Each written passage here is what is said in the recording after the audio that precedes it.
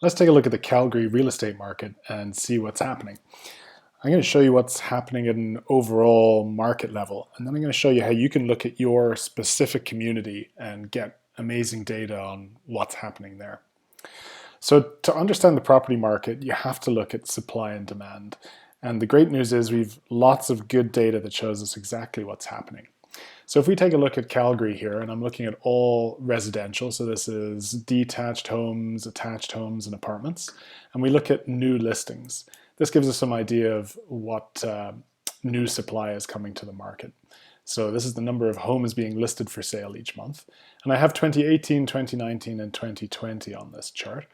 And the first thing you notice is that normally in normal years, new listings tend to follow a pretty similar seasonal pattern. So there's more listings in the spring and summer months and then fewer listings in the winter.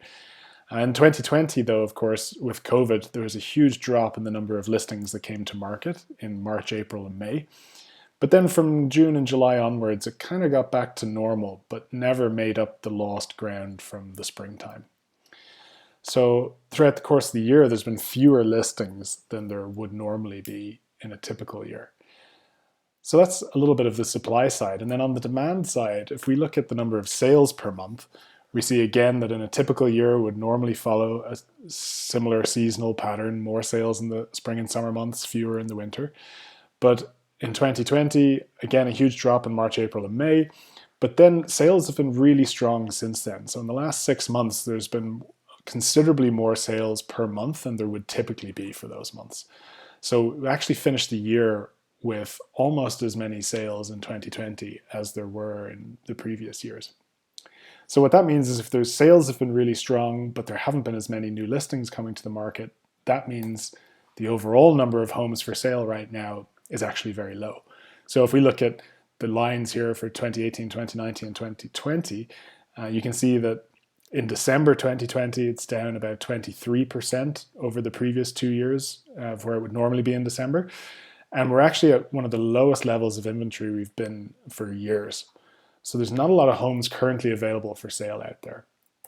So when there's not a lot of homes available for sale and homes are selling pretty well and pretty quickly, that means the amount of the number of months of supply, which is a metric that kind of combines supply and demand together at the same time, the number of months of supply is currently very low. So if no new homes were listed, it would currently take about 3.1 months for all the homes that are currently available for sale to sell through.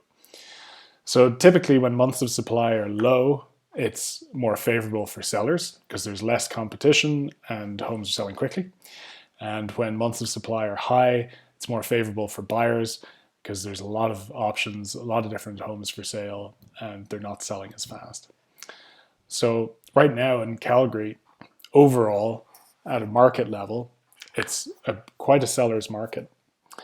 However, it really depends on what segment of the market you're in. So which community, what kind of property, a detached home versus an apartment, can look very, very different.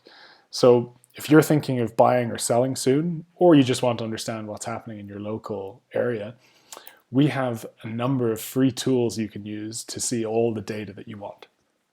So the first one is market data. So here's where you can see exactly what's on the market in your community.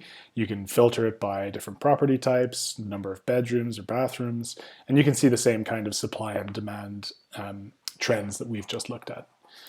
We also have a sold data tool, which allows you to look at the individual sold prices of any homes that have sold in the last 10 years in Alberta. So you can look up the price of anything you want there.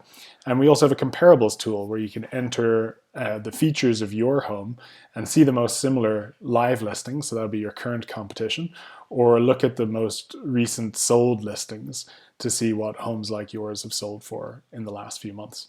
So you can check out all of these tools for free on our website at bodecanada.com and take a look for more videos explaining what's happening in other segments of the market.